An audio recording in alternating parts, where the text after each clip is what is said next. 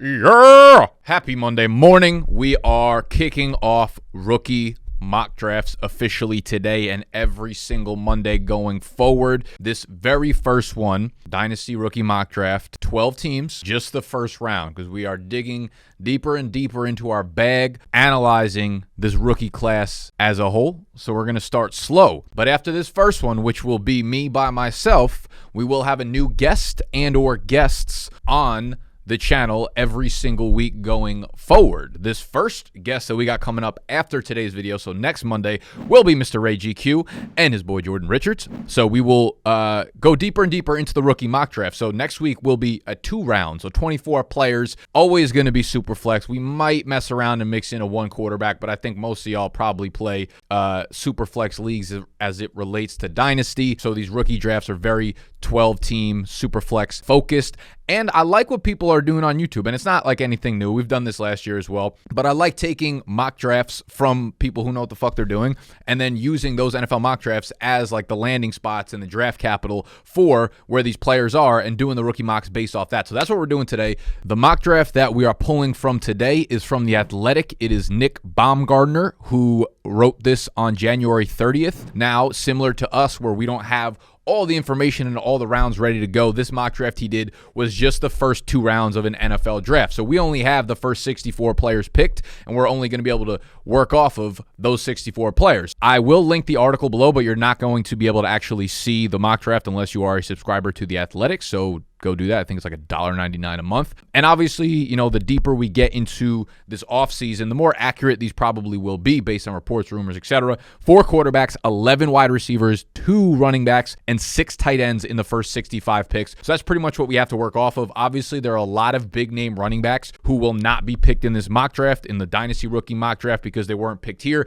And I don't want to just like project the draft capital of a guy like Zach Charbonnet, who did not go in the first 2 rounds, or guys like that who might creep their way into the first round of an actual rookie Dynasty mock draft. So we will be talking about each player, where they went, which team they got drafted to, their draft capital, and a little bit about each player as it relates to their prospect profile. Without further ado, let's tuck our shirts in. My watch got caught on my ass. Damn.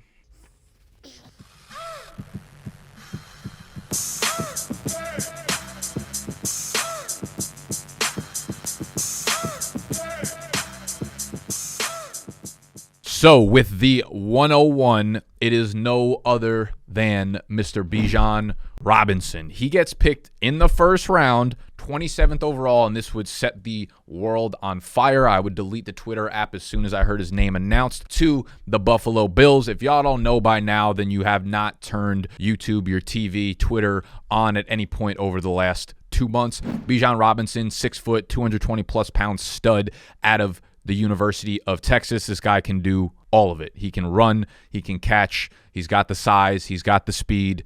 He is going to be like he's considered the next great running back prospect, not the athletic level necessarily of Saquon, because literally Saquon is 1 of 1, but he's like the next tier of athleticism, and he's just phenomenal in every asset of the game. If he goes to Buffalo, tied with Josh Allen for the foreseeable future and his rookie contract, there is no limit to how good this kid can be for a fantasy football running back. So he is, unless Bijan drops to like the end of the 2nd round into a space that already has another good running back, like there's very, very little chance that this guy does not end up as the 101 in Dynasty rookie mock drafts. At the 102, we are taking Bryce Young, the quarterback out of Alabama, who gets picked 2nd overall in this mock draft to the Houston Texans. Now, Bryce Young is going to get picked apart and scrutinized for his size. He is under 200 pounds, and we've seen that be a problem for dudes that are, especially dudes that are mobile and take a lot of hits on the run. Bryce Young is not an overly mobile quarterback. He can use his legs to run, and he probably will rack up a modest like 10 to 15, 17, 18-ish rushing yards per game at the next level, but he is not a run-first quarterback. He is very accurate when he can step into throws. He can deliver quite a strong throw, accurately, short, medium, down the field. So Bryce Young and quarterbacks as it relates to just like Superflex Dynasty leagues in general, we're so bad collectively at actually projecting whether or not a quarterback is going to be good at the next level. So the best thing you should just do is listen to draft capital, because that ends up being how long of a leash that these guys have. So if Bryce Young is the first quarterback taken in this draft class, which there will be problems for every quarterback that people decipher throughout this entire class. Now, there are a handful of them that will go in the first round of rookie drafts, Bryce Young being the first one for me. At the 103, we'll move on to Ohio State's C.J. Stroud, who was actually traded up for in this rookie mock draft. Goes 103. So 103 in the rookie draft, 103 in the NFL draft. The Las Vegas Raiders select C.J. Stroud.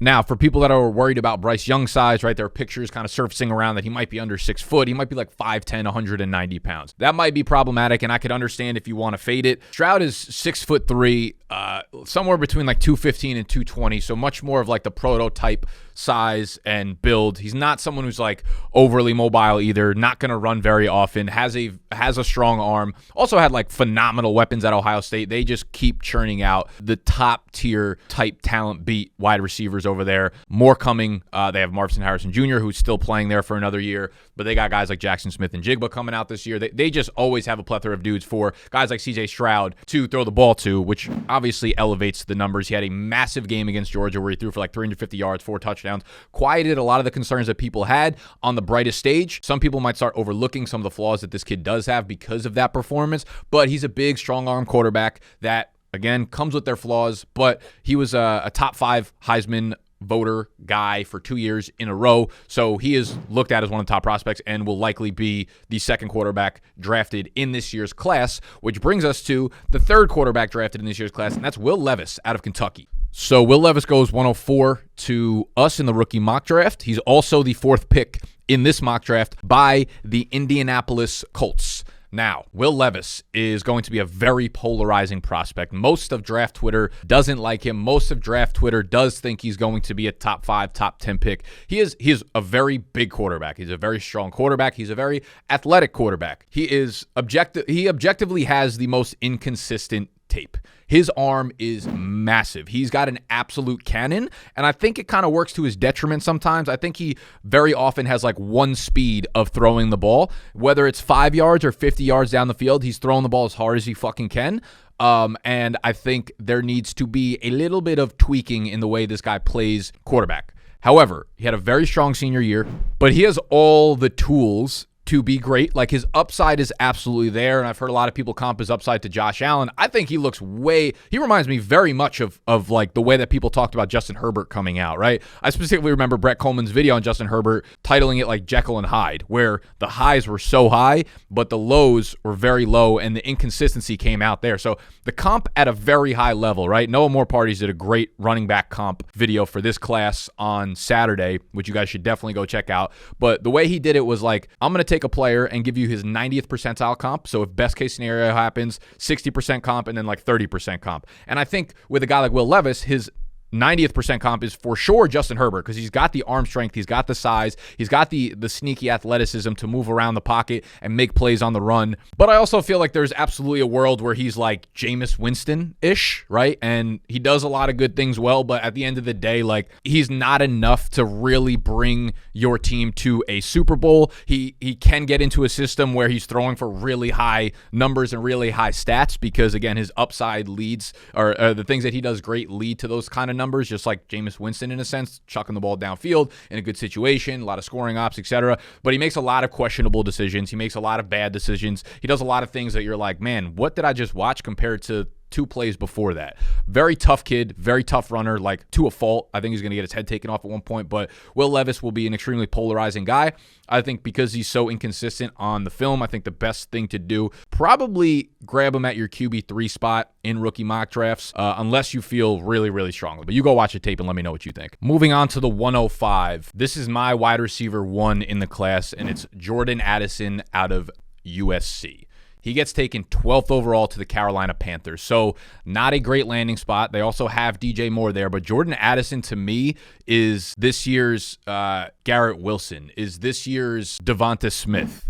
He is quick twitch. He is a supremely superb route runner. This kid can play in the slot. He can play on the outside. He is a little bit undersized. That's why, I comp him to a Garrett Wilson or Devonta Smith, where he's skinnier, he's slender, but he's quick and fast. slippery is probably the right way to put it. He played at Pitt for his first 2 years in college, went absolutely nuts as a sophomore, 100 catches, 1,593 yards, 17 touchdowns before transferring over to USC, where him and Caleb Williams, I wish they got, he dealt with a lower body injury that kind of took him out of multiple games as well as like hampered him in other games. But when they were on the field together at the same time, it was fucking magic watching that film, man. Jordan Addison and Caleb Williams. I hope, however this works out, I hope Carolina drafts Jordan Addison and then next year has a #1 overall pick and grabs Caleb Williams, because these two are fun as shit to watch together. This tweet from Hayden Winks, Jordan Addison is a total problem. Yards per route run versus man coverage, 3.0 yards per route run in 2020, 3.9 in 2021, 4.4 in 2022. That is an insanely high number. In 2021, he played 68% of the time out of the slot. This previous year, he was mainly on the outside, so he has experience doing all of it. He has that like very quick like head whip type twitch going on his routes, uses his hands to catch the ball really strongly. Like, I am extremely confident. Someone threw out a Calvin Ridley comp, which I thought was really good in terms of route running.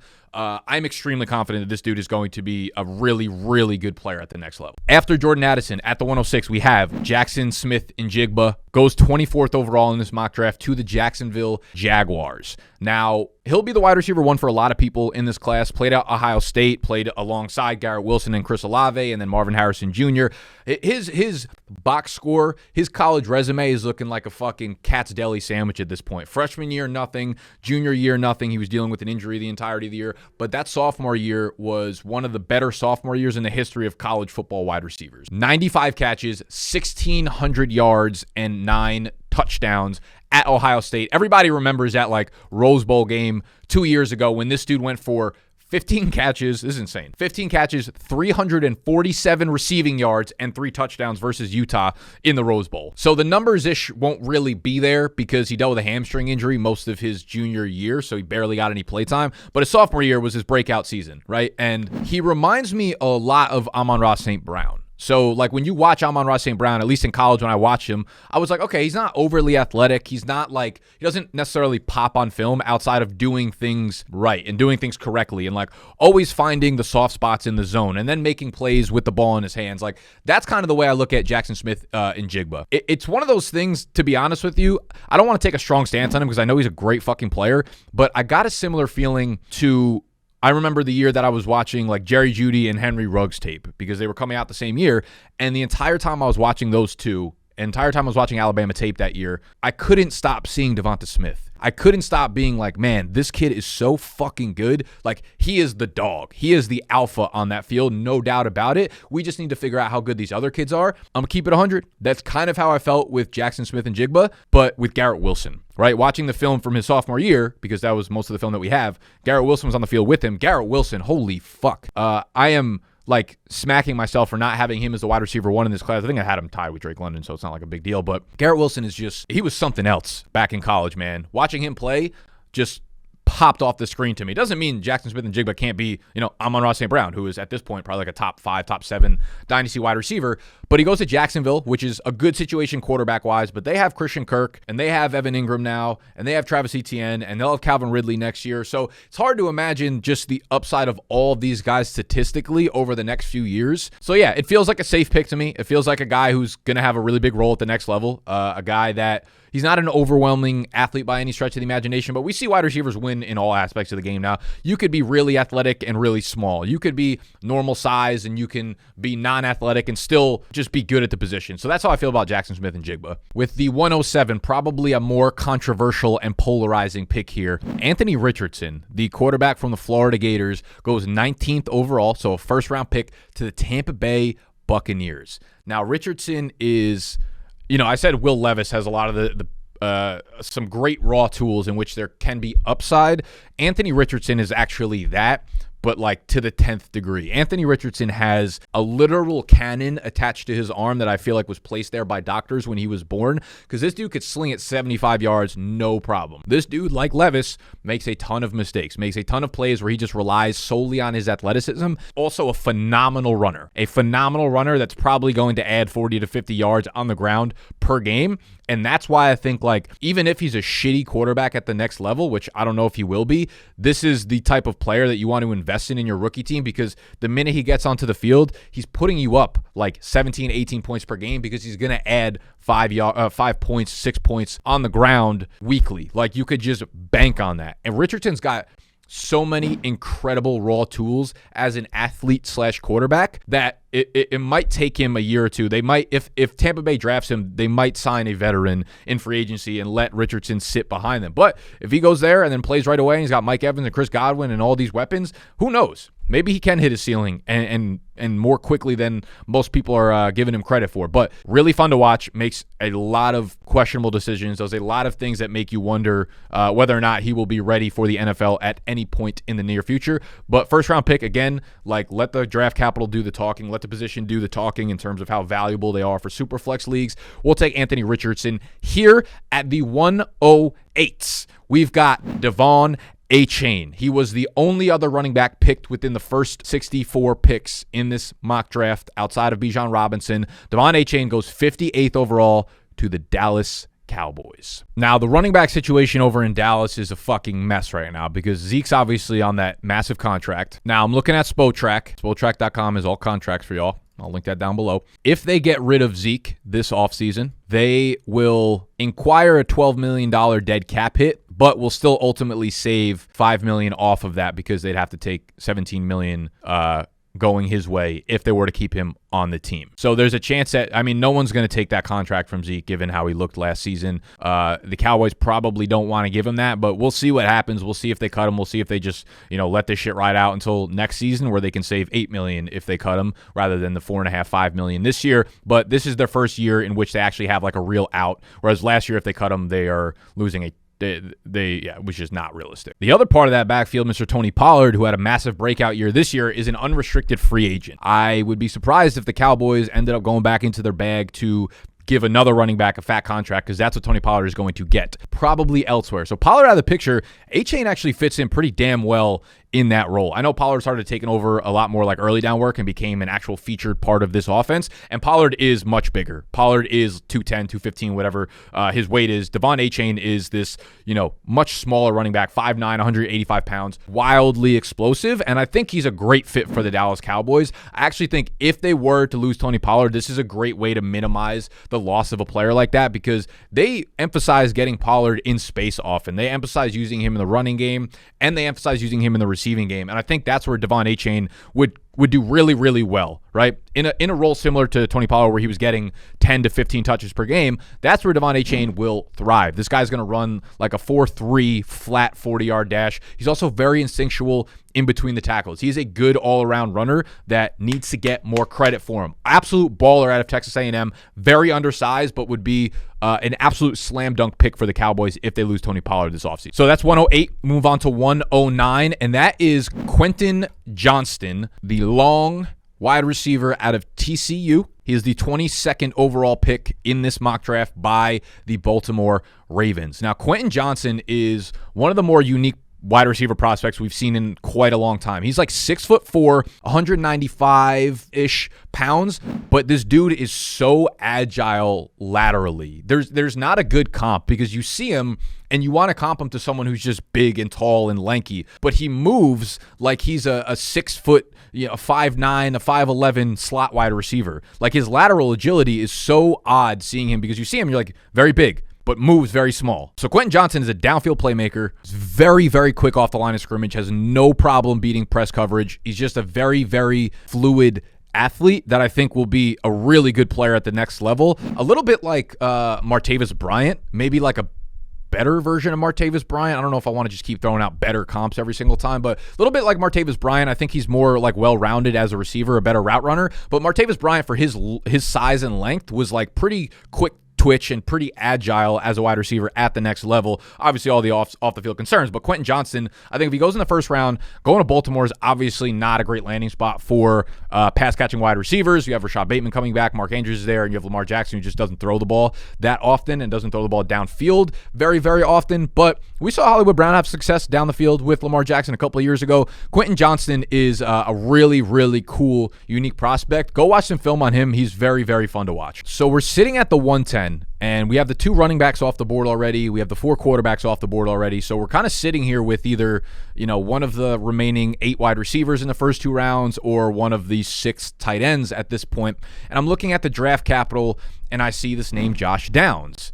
And I'm like, okay, Josh Downs, 32nd overall pick, so first round pick to the Pittsburgh Steelers. And I think if anyone's played fantasy football over the last 5-6 years, the sentiment should be that we just, in the same way that I'm like, I'm not going to try to pick apart whether or not a quarterback is good. I'm going to let the draft capital do the talking. I think that should probably be the same way with Pittsburgh. The Steelers drafting wide receivers earlier. It doesn't even matter. First, second, third, fourth round. They hit at an incredibly large rate. Now, obviously, this is just a guy on the internet doing a mock draft, so it's not him.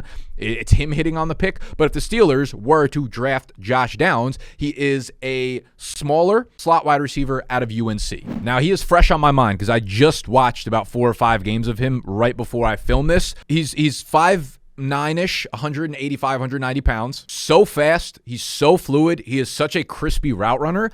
Really fun to watch. He is almost purely a slot wide receiver, though, right? Like, I think the Steelers have made a name grabbing these wide receivers like Antonio Brown and Deontay Johnson who thrive on the outside. Now, Deontay Johnson was not penciled into being a slot wide receiver back in college. He was running the majority of his routes outside versus press and man coverage, where Josh Downs did not do that. Josh Downs ran 1,673 plays at UNC over the 3-year career that he had there. 1,522 of those plays came in the slot. So 91% on a very large sample size came from the slots. But he should not be pigeonholed into just what a slot wide receiver is. He is a very good route runner. Again, extremely natural athlete, has great instincts with the ball in his hands. Some of the best plays that UNC ran this year, last year, the year before that, were simply getting Josh Downs the ball behind the line of scrimmage or like some unique screen right around the middle of the line of scrimmage and getting him in open space, and he's gone. He is fast. He is quick. He is going to test out as a really, really good athlete. He reminds me a little bit of Rondell Moore if you take out like the Reggie Bush aspect of Rondell Moore, but very quick twitch, very good athlete, very explosive, just a very fun player to watch, and also extremely strong hands, like really, really good on contested targets. He had 18 contested targets this year. He caught 13 of them, which is 72.2%, 6th in the entire country. He makes a lot of tough plays. He makes spectacular catches down the field, like laying out full extension. He's also really good like on the goal line in really tight spaces, which tells me you're probably really good against man and press coverage. He had like 3 plays in a row at one point on the goal line where he scored like 3 touchdowns, but there kept being penalties and offsides and shit like that. But in each one, he showed a little bit something different in his route tree, in his fucking bag, and would have scored a touchdown on all 3 of them. So Josh Downs, if he goes to Pittsburgh with first round capital, is a dude that, like, despite his small size, despite being a slot wide receiver, is someone I'd be happy investing heavy capital into. Now we've got 2 picks left, and like I said, we don't know where any of the running backs went later on in the draft, so we can't really dive into that bag. I'm going to take Zay Flowers here, the Boston College wide receiver, prolific wide receiver, who went 46 overall to the New England Patriots. Now, I've seen a lot of crazy comps for Zay Flowers, a lot of Antonio Brown type beat comps, all right? And I could see it, man. This dude, similar to Josh Downs, really good route runner. Really, he's small, he's compact, but he's super twitchy. He is super quick, super agile, great route runner. Makes incredible catches like on the sideline, just has great body control. And if he goes to New England, he could be like a more explosive, a better athletic version of Jacoby Myers, where Jacoby Myers was getting 140 targets. If Zay Flowers goes into an offense at the NFL level and gets that type of numbers, he is going to put up crazy fantasy numbers. So Zay Flowers is the dude who I don't think you're going to find a lot of people just on draft Twitter that dislike Zay Flowers just because he's a very technique-driven, really good player. Now I'm sitting here at 112, and I'm trying to decide between 3 players that are left. We have Michael Mayer, tight end, who went 11th overall to the Tennessee Titans. We have Jalen Hyatt, the wide receiver out of Tennessee, long, lean, deep downfield playmaker, who went 35th overall to Indianapolis. We have Kayshon Boutte, LSU wide receiver, who broke out very, very early, also went to the Tennessee Titans, 41st overall pick. Obviously, they are retooling their offense in this draft, and I think that my pick will be, I'm really not someone who likes to invest early round rookie capital into tight ends, especially someone who's not on the level of prospect that Kyle Pitts is, which I was not advocating for doing it that early, and obviously that looks a little sloppy right now, but still very young, of course. So I'm going to go ahead and fade the tight end at the 112. Obviously, there will be other running backs in real rookie drafts that probably go above some of these guys. I'm going to go ahead and take Jalen Hyatt, the Tennessee Volunteer wide receiver, that went to Indianapolis, 35th overall, so at the very beginning of the second round. And we've seen a lot of teams hit in that area. That's where the T. Higgins, that's where Indy hit on Michael Pittman, right in that draft capital range. He's a long, lean, explosive playmaker down the field. I think in this same mock draft, Indy took Will Levis as their quarterback of the future. Like I said, he's got a cannon arm, and you pair that with a guy like Jalen Hyatt, who played with Hendon Hooker at Tennessee, who's got a very fucking strong arm down the field, made magic together. I think that could be replicated if the quarterback hits. So those are the 12 rookie picks based on this mock draft from The Athletic. We will continue to mix up the different mock drafts where we pull from different websites, different people that do the mock draft, so we can get a wide variety. Let me know down below, because we will start bringing on guests for these going forward, who you want to see come on the channel. I'll obviously be pulling Noah More Parties eventually onto this. Ray G and Jordan are coming next week, but anyone on YouTube, anyone on the social platforms, whoever you want to see, let me know, and I will bring them on for a rookie mock, and we will get deeper and deeper. First round, second round, the third round, fourth round. We will be preparing you all offseason for your rookie drafts. Just a quick recap. We have 101 Bijan Robinson, who went to the Buffalo Bills in the first round. We have Bryce Young at the 102, Houston, second overall. We have CJ Stroud at the 103, who went third overall to Las Vegas after a trade-up. We have 104, Will Levis, quarterback, goes to Indianapolis Colts. 105, Jordan Addison, who goes 12th overall in this mock draft to the Panthers. 106, Jackson Smith-Njigba, wide receiver, 24th overall pick to the Jacksonville Jaguars. 107, Anthony Richardson, quarterback, 19th overall pick to the Tampa Bay Buccaneers. The 108, Devon Achane, 58th overall pick to the Cowboys. 109, Quentin Johnston, wide receiver, 22nd overall to the Baltimore Ravens. 110, Josh Downs, wide receiver, 32nd overall, so just at the end of the first round to the Pittsburgh Steelers. 111, Zay Flowers, wide receiver, 46th overall to the New England Patriots. And at the 112, Jalen Hyatt, 35th overall pick to the Indianapolis Colts. Rounds out the first round of this rookie mock draft. Thank you all for joining me today. We will continue to dive into the weeds, so if you are preparing for your rookie draft or just want to, fuck around and hang out and talk fantasy football, make sure you subscribe to the channel. Make sure you hit the button that looks like this, and call me a piece of shit in the comments. Love you.